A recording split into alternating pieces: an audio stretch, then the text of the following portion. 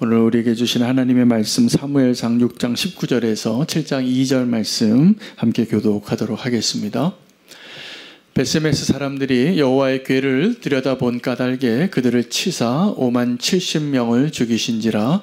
여호와께서 백성을 쳐서 크게 살육하셨으므로 백성이 슬피 울었더라. 베세메스 사람들이 이르되 이 거룩하신 하나님 여호와 앞에 누가 능히 서리요 그를 우리에게서 누구에게로 올라가시게 할까 하고 전령들을 기럇 여아림 주민에게 보내어 이르되 블레셋 사람들이 여호와의 궤를 도로 가져왔으니 너희는 내려와서 그것을 너희에게로 옮겨가라. 기럇 여아림 사람들이 와서 여호와의 궤를 옮겨 산에 사는 아비나답의 집에 들어놓고 그의 아들 엘리아사를 거룩하게 구별하여 여호와의 궤를 지키게 하였더니. 함께 읽겠습니다. 궤가 기럇 여아림에 들어간 날부터 20년 동안 오래 있은지라. 이스라엘 온 족속이 여호와를 사모하니라. 아멘. 하나님의 말씀입니다. 오늘 본문은 하나님의 언약궤를 빼앗겼다가 부메랑처럼 다시 돌아온 것입니다. 이스라엘에게 언약궤가 다시 돌아와서 그들이 또 한번 환호했는데, 베세메스 사람들이 환호했는데 그들이 여전히 하나님을 경외하는 마음이 없이 언약궤를 대한 결과로 많은 사람들이 죽임을 당하게 되었습니다.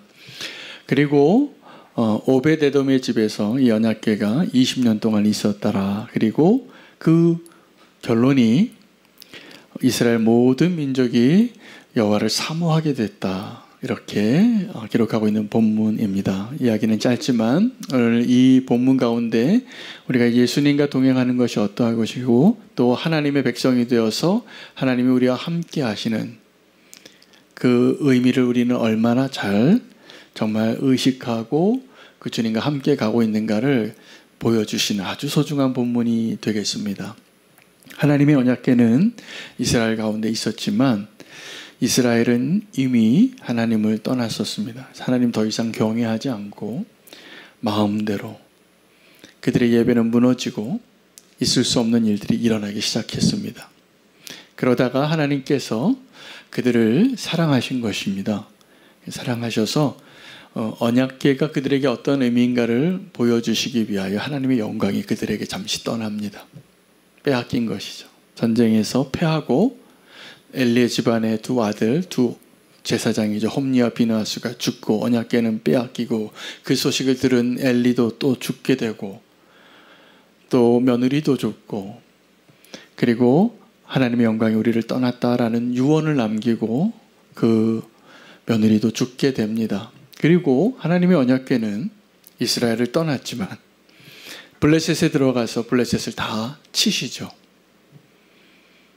그 하나님의 언약궤를 그들이 감당할 수 없는 이방 민족이었기 때문에 그들이 전리품이라고 생각했던 그 언약궤가 그들에게 큰 재앙이 되어서 어떻게 돌려보낼까 고민하다가 그들이 그래서 하여튼 하나님의 은혜죠.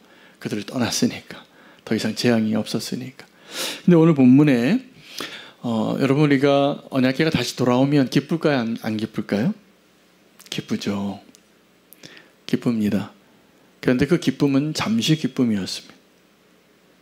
그리고 그들은 블레셋 사람들과 전혀 다르지 않은 동일한 심판을 받게 됩니다. 왜요?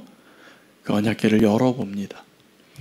여러분 하나님 우리와 함께 하실 때 우리와 함께 하시는 하나님, 우리를 통치하시는 하나님, 오늘도 우리와 동행하시는 예수님, 제가 3일 동안 예수님과 동행하는 세미나를 목사님들과 함께 그 주제로 말씀도 나누고 서로 간증도 하고 또 교제도 하고 하면서 이 주제에 대해서 이야기를 하면서 제가 딱 두 가지 중요한 은혜를 받고 와서 그거 먼저 좀 나누고 오늘 말씀 준비한 거 나누겠습니다. 첫 번째 은혜를 받은 내용은 이 예수 동행 세미나에서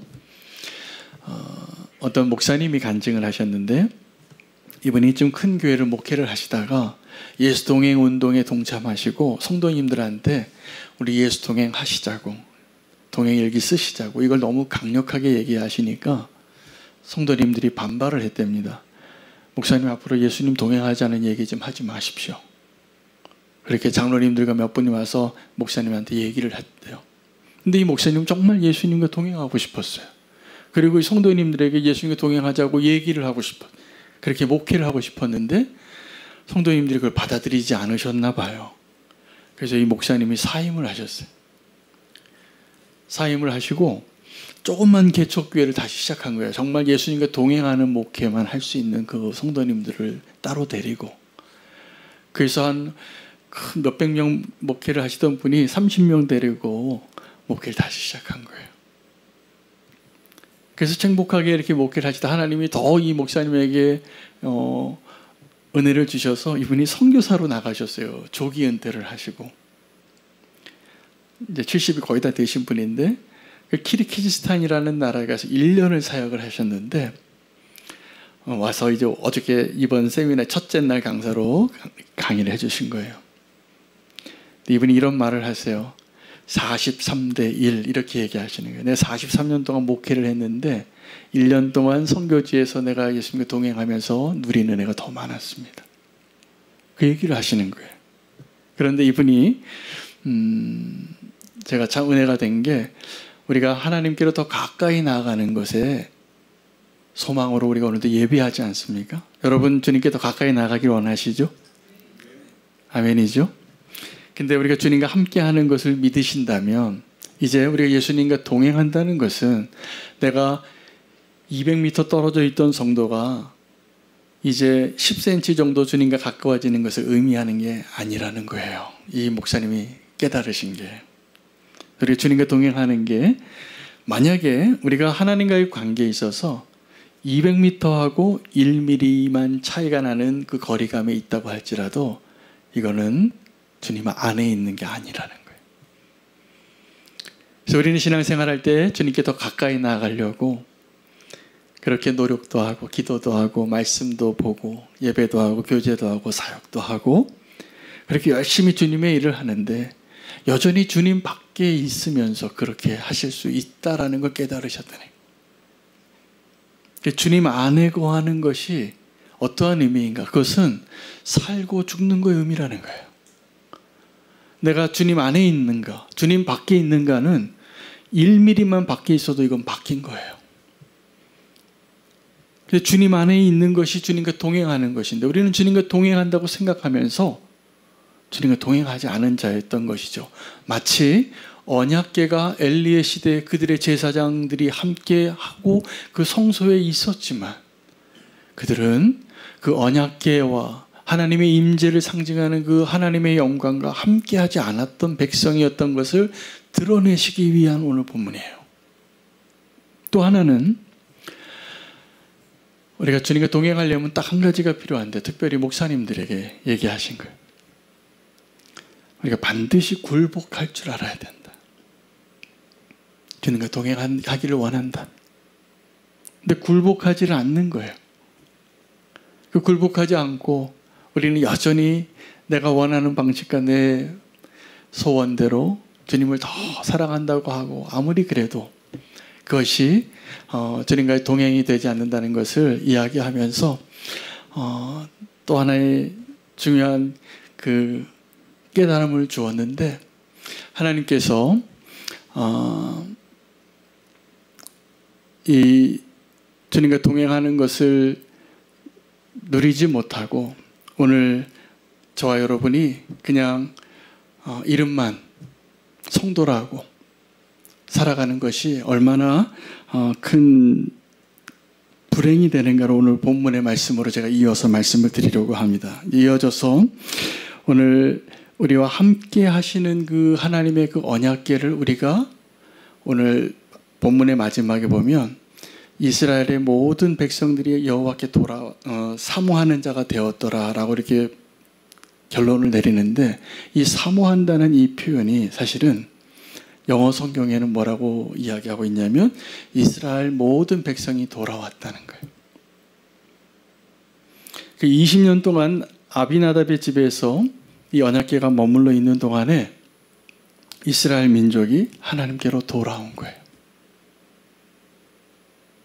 여러분, 우리는 지금도 하나님과 동행하기를 원하면서 이렇게 말할 때가 있습니다. 하나님, 우리에게 돌아와 달라고. 마치 오늘 이 언약궤가 빼앗겼다가 다시 이스라엘에게 돌아오게 된 것을 오늘 본문의 이야기처럼 주님이 다시 돌아오신 것이 우리가 주님과 동행하는 그런 조건인 것처럼 이야기하지만, 생각하고 그렇게 기도하고 간구하지만, 진짜로 우리가 주님과 동행하지 못하는 이유는 우리가 하나님께 돌아오지 않고 있었던 거예요. 어쩌면 오늘 신앙생활을 오래 하고 있었던 저와 여러분도 하나님께서 어쩌면 지금도 기다리는 거예요. 윤호야, 오늘 네 마음이 내게 좀 돌아오기를 원한다. 오늘 그 은혜가 저와 여러분 가운데 있기를 원합니다. 오늘 그 마음 가지고 말씀을 준비했는데, 오늘 우리 한 성도님이 오시면서 제가 그냥 짧게 여쭤봤는데 오래간만에 주님께로 오신 분이신 것 같아요. 오늘 하나님의 은혜가 있으시기를 바랍니다. 우리 최경수 성도님에게. 그 세미나 가운데 이런 이야기를 해요. 요즘 한국 교회는 첫째 아들이 다니기 좋은 교회라는 거예요. 근데 주님이 원하시는 교회는 둘째 아들이 돌아오는 것을 환영할 수 있는 교회. 우리 교회는 어떤 교회인가 한번 생각을 하게 됐어요. 우리 교회는 첫째 아들이 기뻐하는 교회인가? 늘 주님과 함께 있고 도덕적으로 윤리적으로 그럴듯하게 살고 착하게 살고. 근데 교회는 지금도 이 시대에 저와 여러분이 살아가고 있는 이 시대에 어떤 시대냐 하면 성도들이 교회를 떠나는 시대예요. 여러 가지 이유로 상처를 받고 실망하고 또 반역해서 또 내가 범죄해서 아버지를 떠났는데 우리는 교회 오라고만 하지 그 둘째 아들이 오고 싶은 교회를 만드는 일에 실패했다고 그 이야기를 하시더라고요. 제가 소망이 생겼어요. 앞으로 우리는 교회가 어떤 교회가 되면 좋을까? 둘째 아들이 오고 싶어하는 교회. 둘째 아들이 어떤 사람입니까? 말썽꾼이죠. 아버지 마음 아프게 하고 떠났어요. 저희 교회에 온라인 교회가 있습니다. 온라인 교회 성도님들의 특징이 뭐냐 하면 교회를 이전에 다녔는데 이제 교회를 나오기 싫어하시는 성도예요. 믿음은 있어요. 그래도 하나님을 사랑하는데 교회가 싫대요. 제가 이분들을 함께 한 자리에 모아보려고 노력을 했는데 이게 안 돼요. 저하고는 관계가 다 있는 분들이에요. 어떻게 해서든지 직간접적으로. 근데 이분들 서로 모아놓으니까 이게 안 될 일이더라고요. 서로 알지를 못하고 서로 내 삶의 영역에 들어오기를 원치 않는 분들이에요. 근데 주님을 사랑해요. 주님을 원하고 주의 말씀 듣기를 원하고 은혜 받기를 원하고. 여러분, 우리는 어떻게 하면 둘째 아들이 오고 싶어하는 교회가 될 수 있을까요? 오늘 그 답을 말씀에서 찾을 수 있게 되면 좋겠습니다. 주님이 우리에게 돌아오는 것이 문제가 아니라 우리의 마음이 주님께로 온전히 돌아와야만 가능합니다. 그것을 오늘 사무엘상 7장에서는 이스라엘 백성이 여호와를 사모하더라라고 표현했더라고요. 그들의 마음이 돌아온 거예요. 오늘 본문에 보면 이 언약궤가 돌아온 본문이지만 사실은 결론적으로 그 언약궤가 칼날이 돼서 이스라엘을 치고 블레셋을 치고 다시 돌아와서도 벳세메스 사람들을 쳐요. 그런데 그 모든 과정을 통해서 이제 제가 말씀 나누겠습니다. 오늘 이 짧은 본문이지만 굉장히 긴 시간이 지난 본문이죠. 20년을 있거든요. 산꼭대기에서. 그 기간 동안에 이스라엘 백성들의 마음이 하나씩 둘씩 하나님께 돌아오기 시작한 것을 의미하는 본문입니다. 오늘 우리의 마음이 주님 안에 거하는, 그래서 1mm인지 20m인지가 차이가 아니라 주님 안으로 돌아오는 그 놀라운 은혜가 있기를 원합니다. 벳세메스 사람들이 이 블레셋에서 떠나보낸 언약궤를 환영했습니다. 환호했습니다. 기뻐했는데 이것이 그 언약궤가 하나님의 임재의 상징이기 때문에 기뻐한 게 아니라는 것을 알게 돼요. 그들은 블레셋하고 똑같은 사람들이었어요. 블레셋이 이스라엘의 언약궤를 빼앗았을 때 왜 기뻐했을까요? 하나님의 권능이 우리에게 임할 줄 알고. 근데 하나님의 심판이 임했습니다. 오늘 이 벳세메스 사람들이 언약궤를 열어봤는데 마치 판도라의 상자를 연 것이죠. 여러분 판도라의 상자 들어보셨죠? 그리스 신화에 나오는 판도라. 근데 이 이야기를 다 아는데 이 이야기를 끝까지 읽어본 사람이 몇 명 없답니다. 근데 이 판도라 상자의 이야기도 판은 모든이란 뜻이고 도라는 선물이라는 뜻이에요. 그 판도라 상자 앞에 이거 열어보지 마시오 이렇게 써 있는데 열고 싶을까요? 안 열고 싶을까요? 우리가? 네. 이 그리스 신화는 사실은 알고 보면 성경에 나온 이야기들을 다 새롭게 각색한 이야기가 많습니다. 이 로마와 그리스와 이 트로이 전쟁 사이에 일어났던 일들인데 사실 성경에서 모티브를 나와서 그들이 문화적 작품으로 많이 발전시킨 내용들이 많아요. 거기서 따온 거예요. 그 판도라의 상자의 이야기 원형이 뭡니까? 에덴 동산의 선악과예요. 그 먹지 말라고 하니까 우리의 마음은 어떻게 되냐면 그거 따먹고 싶죠. 그 따먹고 엄청난 재앙이 임하는 거죠. 판도라 상자는 거꾸로입니다. 판도라 상자 열지 말라고 했는데 열어서 모든 재앙이 쏟아져 나오는데 맨 마지막에 남은 게 뭐냐면 희망이에요. 근데 이 벳세메스 사람들은 이 판도라의 상자를 열게 됩니다.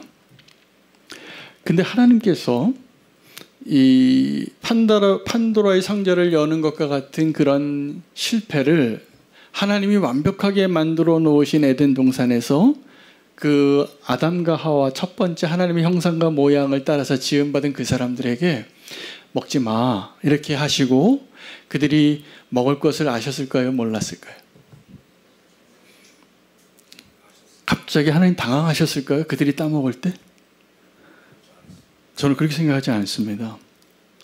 하나님은 전능하신 분인데 우리에게 자유의지를 주신 하나님은 우리가 자유의지로 선택한 것에 굿 초이스를 해서 우리가 하나님을 인정하고 알아가고 찬양하는 것을 원하시지만 우리가 나쁜 선택을 해서 우리가 건역하고 죄가 들어오고 이 세상이 다 심판받고 멸망받을 것도 아시고 허락하신 거예요.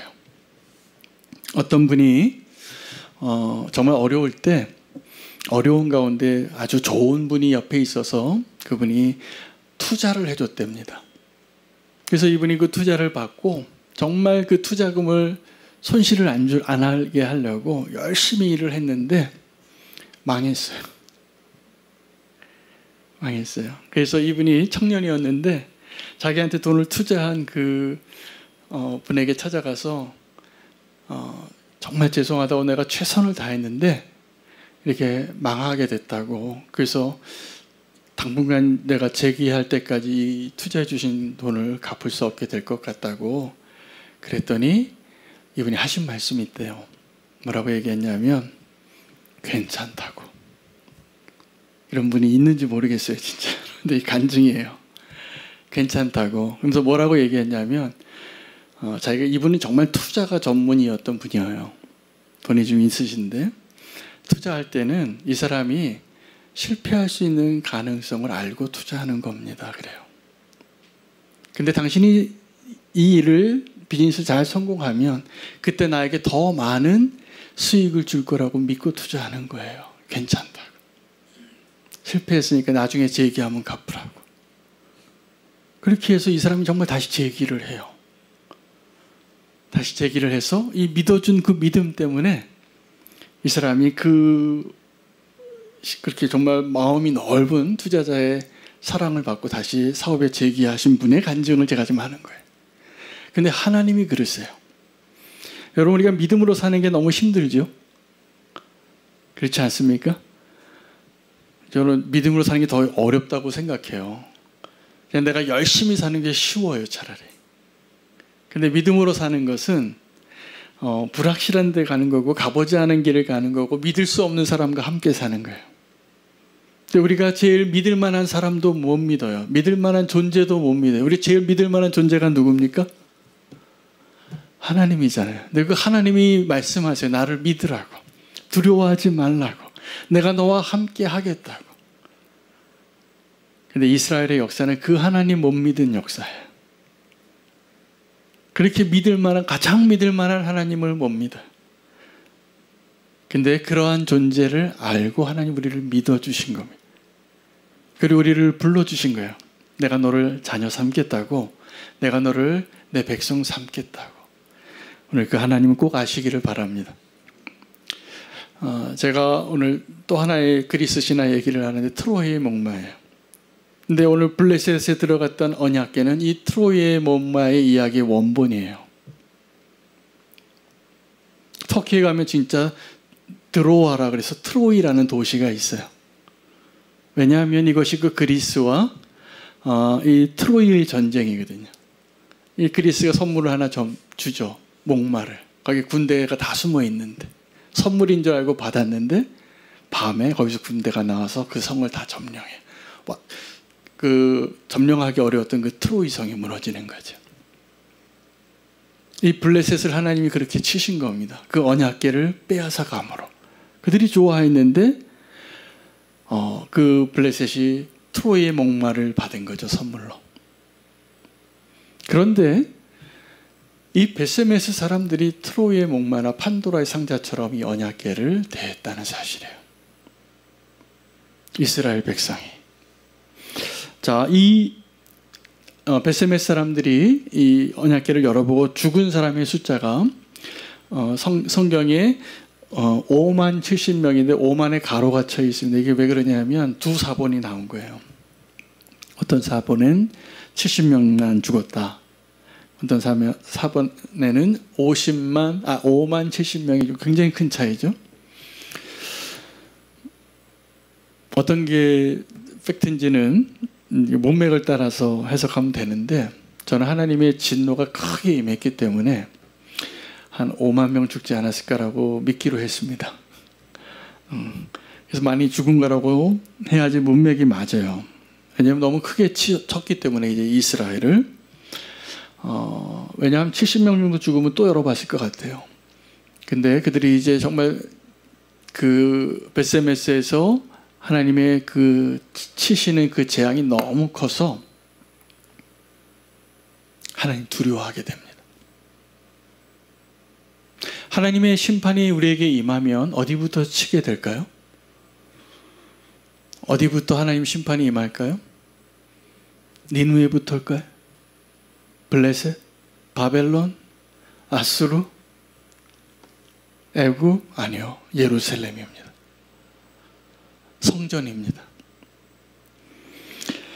교회에도 여러 직분이 있으신데 우리가 만약에 이 순간에 공산주의자들이 아니면 어떤 우리를 박해하는 사람들이 교회 문을 다 문 걸어 잠그고 한 명씩 죽이겠다. 그럼 누구 먼저 죽어야 됩니까? 대답해 보세요. 누구부터 죽어야 됩니까? 네? 목사부터 죽어야 돼요. 저는 근데 우리 좀 웃으면서 얘기했지만 실제로 이런 일이 일어난 적이 있어요. 우리나라에서 선교가 이렇게 성장 쭉 하다가 꺾인 포인트가 있습니다. 언제 꺾였냐면 샘물교회 단기 선교팀이 아프가니스탄에 갔다가 피납되고 나서 선교의 성장세가 꺾였습니다. 그래서 우리나라 선교 역사의 중요한 사건이죠. 그러나 저는 그때 그것이 한국 선교의 잘못된 것을 실수했기 때문에 선교가 꺾였다고 생각하지 않고 하나님 우리의 교만을 꺾으신 거라고 생각해요. 우리가 늘 그렇게 자랑했거든요. 우리가 세계에서 2번째 선교사 파송하는 나라라. 이게 자랑할 거리가 아닌데 자랑하기 시작했어요. 그리고 그것을 교만하게 이야기하고. 근데 샘물교회가 그 피납된 성도들을 파송한 교회였는데 그때 2명이 죽었습니다. 배형규 목사님하고 신성민 형제가 죽었습니다. 그때 담임 목사님이 박은조 목사님이신데 샘물교회 우리 교회 와서 부흥회도 해주셨어요. 근데 그때 그들 안에서 이 아프간 반군이 이 샘물교회 단기 선교팀 중에서 누가 리더인지를 모르는 거예요. 근데 이 배형규 목사님은 그때 제 나이대 또래쯤 되는 분이었고 굉장히 오래전이니까 청년부 담당 목사였는데 부목사였는데 함께 갔던 장로님이 계셨어요. 그분이 나중에 목사님이 되시고 아프가니스탄을 위한 사역을 지금도 하고 계시는데 그 장로님이 굉장히 성숙한 분이셨어요. 그래서 이 아프간 군인이 너희 가운데 여기 리더가 누구냐? 그 사람부터 내가 죽이겠다. 그런데 이 목사님을 말리고 장로님이 손들라 그랬어요. 그래서 배영규 목사님이 그 장로님을 고마워한 게 아니에요. 그렇게 얘기했대요. 장로님 지금 분수를 지키시라고. 여기에서 누가 지금 영적인 지도자냐고. 젊은 목사님이. 여기서 만약에 죽어야 될 순서가 있다면 제가 제일 먼저입니다. 그리고 진짜로 가서 먼저 죽은 거예요. 여러분 하나님의 심판이 임하면 딴 데부터 지금 가장 죄를 많이 짓고 있는 그곳에 하나님의 심판이 먼저 임하지 않습니다. 마땅히 하나님의 거룩하심이 있어야 될 그 자리에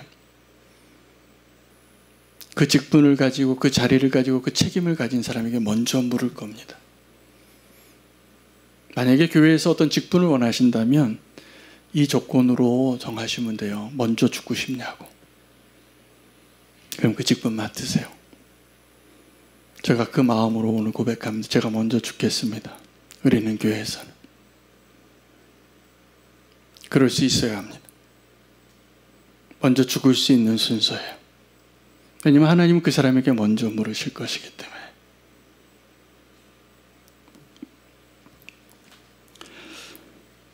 언약궤가 돌아왔는데 5만 70명이 죽으니까 자, 한번 상상을 해보세요. 블레셋에서 임했던 재앙보다 훨씬 큰 재앙이 임한 겁니다. 언약궤가 돌아왔는데. 이 언약궤를 누가 맡을까? 그래서 이제 뽑힌 사람이 있어요. 그 사람이 아비나답이라는 사람인데 이 아비나답의 집에까지 가기까지 어떤 일이 있었을까?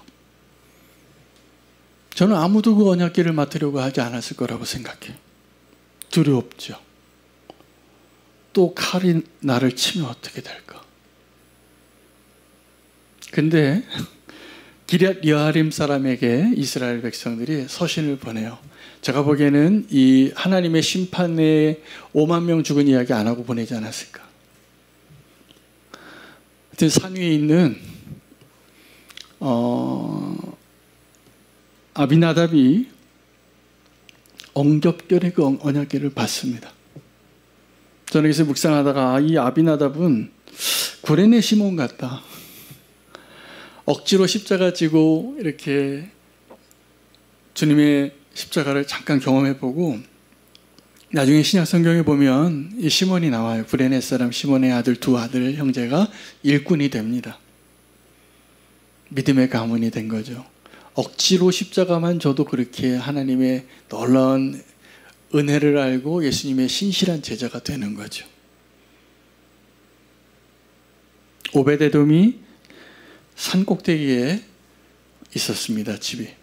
그러니까 이 이스라엘은 이제 두려우니까 산 꼭대기로 보내는 거예요. 이제 이 언약궤를. 블레셋 사람들은 두려우니까 이스라엘 지경으로 보냈습니다. 근데 이스라엘이 이제 하나님의 심판을 경험하고 나서 이 언약궤를 어디로 보내냐면 산 꼭대기에 산 오베데돔에게 보내. 근데 이 오베데돔이 순종하는 게 어렵지 않았을까요? 저는 이렇게 수출해봤어요. 이 사람은 가장 거룩한 사람이거나 가장 힘이 없는 사람이거나 가장 순진한 사람이거나 하여튼 뭐 보통 사람 같으면 이걸 받지 않았을 거예요. 다 두려워하고 피하고 사양하고 싶었을 만한 그 상황의 언약궤를 가장 두려워하는 마음으로 이제 받게 된 겁니다. 그런데 거기서 예배가 회복이 돼요. 그가 자기 아들을 거룩한 제사장으로 삼고 이 언약궤를 하나님이 원하는 방식으로 잘 모셔요. 놀라운 일입니다. 이것은 여러분들에게 하나님이 우리에게 맡길 때, 우리가 하고 싶은 일을 맡기지 않으실 때 아멘 하시기를 축복합니다. 내가 하고 싶은 거 일하는 게 별로 도움이 안 돼요. 세상에서는 우리 아이를 키울 때도 자기 잘하는 거, 애들 잘하는 거, 좋아하는 거 행복하게 산다고 하지만 예수님과 동행할 때 우리에게는 어떤 것이 축복이냐 하면 내가 하고 싶지 않은 일, 내가 이렇게 별로 져야만 가능하잖아요. 이건 축복입니다. 꼭 기억하시기 바랍니다. 내가 원하지 않는데 하나님 나에게 맡겨주신 일을 내가 기쁨으로 감당할 수 있는 사람이 되어가고 있다. 그것을 저는 오늘 이렇게 표현하고 싶어요. 아비나답이 되어가고 있다. 그 아비나답은 순종을 했습니다. 그 아무도 두려워서 드리고 싶지 않은 언약궤. 이제 두려움이 생기는데 이 사람이 믿음으로 순종하니까 이 순종이 마치 나아만 장군의 순종 같아요. 여러분, 순종이 어렵습니다. 순종, 우리는 원래 본질적으로 이제 거역하는 기질을 가지고 있는 존재이기 때문에 복종시키고 순종하는 일이 기쁘지 않아요. 근데 만약 이것을 할 수 있다면 하나님 축복하실 수 있는 준비가 되어진 거라고 저는 믿습니다. 그래서 이 아비나답이 축복의 통로가 되어지기 시작한 거죠. 그리고 이제 20년 동안 이 아비나답의 집에 언약궤가 있었는데 제가 이 시간을 생각해 보니까 이 시간 동안에 모든 이스라엘이 하나님께 돌아왔다는 거예요. 모든 이스라엘이 하나님을 사모하기 시작하니라. 사모하게 되었더라. 돌아오게 되었더라. 여러분, 이 20년 동안에 하나님의 언약궤는 저 산꼭대기에 있는 아비나답의 집에 있었는데 이 산 아래에는 누가 있었을까요? 사무엘이 있었습니다. 사무엘이 통치하고 있었어요. 사무엘은 하나님의 정말 마지막 사사로서 요 다음 장에 보면 이스라엘 백성이 사무엘에게 왕을 요구해요. 그러니까 언약궤 사건에서 이 사무엘의 사역의 시간이 별로 안 쏘여 있는 거죠, 사실은. 그러니까 왕은, 그러니까 사무엘의 인생에 중요한 것은 한나의 아들로 하나님 축복으로 태어났고 엘리의 집안을 저주하고 왕을 세우는 역할을 한 것이 다인데 이 사무엘이 마지막 사사 시대 때 하나님의 소망이 되어졌던 진짜 사사가 되어지는 그 일을 가능하게 할 때 진짜 하나님의 역사하심과 임재는 저 산꼭대기에 아비나답의 집에 있었어요. 언약궤가. 그리고 이 백성들이 내 눈앞에 보이는 이 하나님의 사람 사무엘을 보고 저기 저 산 위에 거룩한 성소가 있지, 거룩한 언약궤가 있지, 그리고 하나님께로 돌아오는 마음으로 20년을 산 거예요. 그리고 이스라엘 백성으로 하나님, 정말 하나님이 기뻐하시는 이스라엘 백성이 되어져 가는 것이죠. 그런데 그 하나님을 사모하게 되었더라라는 이 표현이 turning back이라는 거예요. 그래서 오늘 본문에는 언약궤가 돌아온 본문인데 이스라엘 백성의 마음이 돌아온 본문이에요. 오늘 이 자리에 하나님 언약궤가 돌아왔는데 하나님 우리에게 요구하는 것은 우리의 마음이 주님께로 돌아오는 것을 기다리고 계십니다. 할렐루야. 오늘 우리의 마음을 주님께로 돌이키시기를 바랍니다. 오늘 최경수 성도님 잘 돌아오셨습니다. 하나님께로 돌아오시기 바랍니다. 하나님이 우리에게 돌아오는 것은 이미 사실은 하나님은 그들을 떠나신 적이 없어요. 그들이 하나님을 떠났지. 엘리의 시대, 자기 소견에 오른 대로 하나님의 말씀대로 살지 않고 자기 소견에 오른 대로 하나님을 떠나며 살던 자들이 알게 된 겁니다. 하나님 영광이 떠난 것을. 그래서 그 언약궤는 한번 떠났다가 부메랑처럼 돌아왔지만 하나님이 원하시는 것은 언약궤가 돌아오는 것을 주목하는 것이 아니라 우리의 마음이 돌아오는 것을 기다리고 계신 하나님 보기를 원하신 것입니다. 오늘 주님께서 우리의 마음이 돌아오는 것을 원하고 기다리고 계십니다. 잘 돌아오시기 바랍니다. 그래서 요즘 부흥하는 교회 홈페이지에 이렇게 써놓는답니다. Welcome home. 여러분 잘 오셨습니다. 아버지의 집으로. 오늘 주님께서 그 탕자를 기다리시는 아버지 두 팔을 벌려서 멀리서 아들이 오는데 달려나가는 그 노란 손수건의 주인공처럼 아버지가 달려가서 어긋겨 안고 입 맞추고 옷을 입히고 잔치를 벌이고 그것이 가장 기뻐하는 것이 우리의 예배가 되기를 원합니다. 나의 기쁨을 채우기 위한 하나님을 찾지 마십시오. 하나님의 기쁨에 동참할 수 있는 아들이 되십시오.